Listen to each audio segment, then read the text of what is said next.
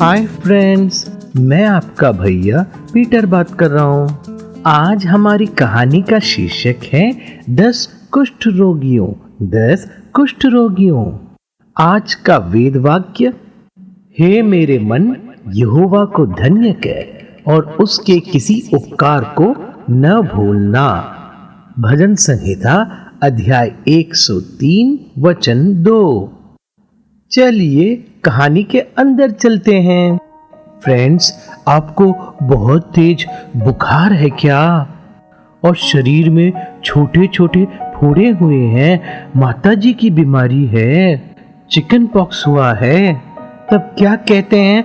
घर में ही रहना है, फ्रेंड्स से मिलने के लिए स्कूल नहीं जाना है, आपको अकेले में ही रहना है। तब आप फ्रेंड्स से खेल नहीं सकते और फ्रेंड्स से मिल नहीं सकते हैं ना। उसी तरह अकेले में जो 10 लोग रहे, उन्हीं के बारे में आज हम देखेंगे। यीशु और उनके चेलों गलील के देश से पैदल जा रहे थे। रास्ते में बहुत दूर से 10 लोगों ने Yeshu please help me, Yeshu please help me ऐसे चिल्ला रहे थे। यीशु उनके पास जाकर उनको देखा तो पता चला वो 10 लोग गांव के बाहर अकेले में रह रहे हैं। तभी यीशु को पता चला कि उन 10 लोगों को कुष्ठ रोग की बीमारी है। कुष्ठ रोग का मतलब क्या है? वो क्यों गांव के बाहर अकेले में रह रहे हैं? चलो जान ले। किसी भी व्यक्ति को उसके शरीर में जगह जगह पर सफेद सफेद हो जाए या शरीर में छोटे छोटे फोड़े हो जाए तो उन्हें गांव के पादरी से जाकर मिलना है। पादरी का मतलब पास्टर।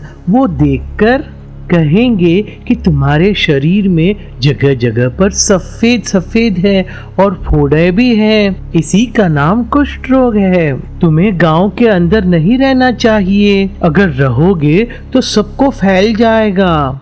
इसलिए जब तक ये ठीक न हो तुम्हें गांव के बाहर ही रहना चाहिए। जब ये ठीक हो जाए तो मुझे आकर दिखाना, मैं तुम्हें गांव के अंदर आने दूंगा। ऐसा उन्होंने कह दिया। इन 10 लोगों को कुष्ठ रोग हुआ था, इसीलिए गांव के बाहर रह रहे थे। यीशु ने उन्हें करुणा से देखा। वह छोटे छोटे कुटिया में ही रहते थे और फटे कपड़े पहने थे और हाथ और पैरों में जगह जगह पर पट्टी थी।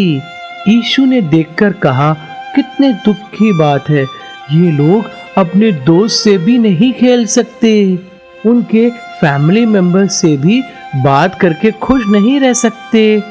यीशु को बहुत दुख हुआ। उन 10 लोगों ने कहा कि यीशु हमें चंगा कर दो यीशु। तभी यीशु ने कहा कि मैं जो कह रहा हूं उसे सुनो। आप अपने पास्टर के पास जाकर अपने आप को दिखाइए, ऐसा यीशु ने कहा। पहले तो उन्हें कुछ पता ही नहीं चला, सिर्फ देख ही रहे थे।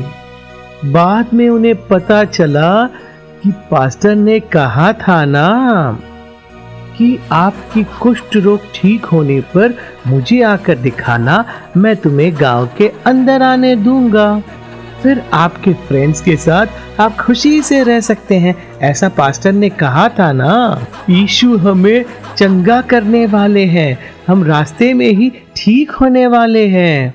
चलो तुरंत पास्टर को दिखाएं, कहते हुए वो भागते भागते गए। भागते भागते भागते वो गए, भागते भागते भागते गए। इस तरह वह रास्ते में ही ठीक हो गए।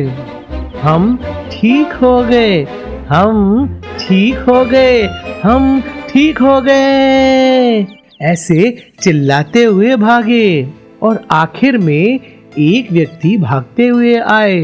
वो एक सामरी थे, सामरी देश का व्यक्ति। उनके माइंड में टिंग ऐसा एक आइडिया आया। हमें ठीक करने वाले यीशु को हमने थैंक यू नहीं बोला।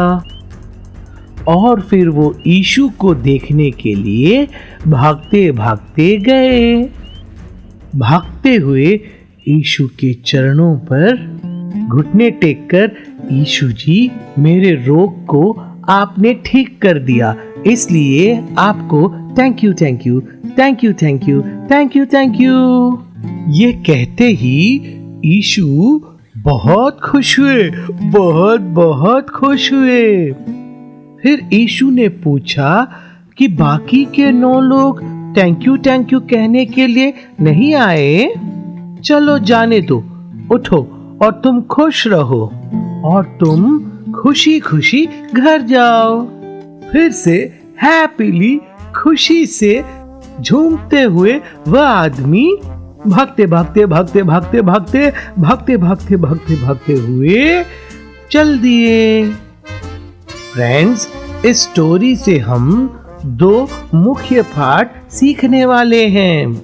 पहला पाठ ये है कि जब कभी भी हमें फीवर हो या बुखार हो तो उन कुष्ठ रोगियों के जैसे यीशु जी से हेल्प पूछना चाहिए, तब यीशु हमें हेल्प करेंगे।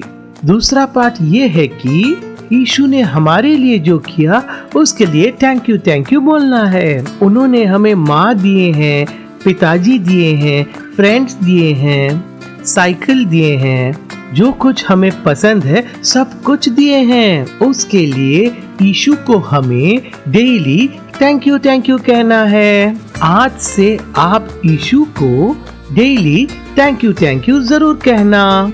फ्रेंड्स, ये कहानी आपको बहुत पसंद आया होगा ना? एक और कहानी के साथ मैं फिर आपसे मिलूंगा। बाय।